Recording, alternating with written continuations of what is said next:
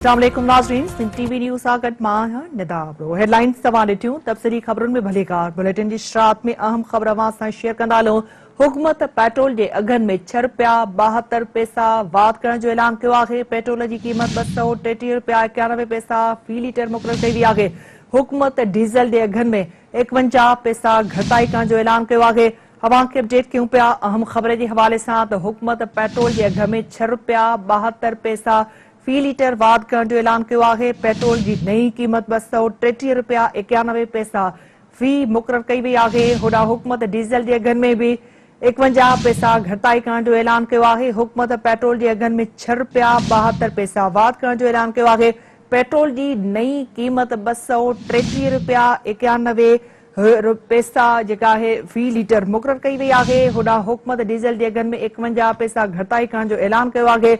हुकूमत पेट्रोल के अघ में 6 रुपया 72 पैसा वाध जो ऐलान किया है। पेट्रोल की कीमत 233 रुपया 91 पैसा वाध कई वई आहे। होॾां हुकूमत डीज़ल के अघ में 51 पैसा घटाई करण जो ऐलान किया है। हुकूमत पेट्रोल के अघ में 6 रुपया 72 पैसा वाध करण जो ऐलान किया है। पेट्रोल की नई कीमत 233 रुपया 91 पैसा मुक़ररु कई वई आहे।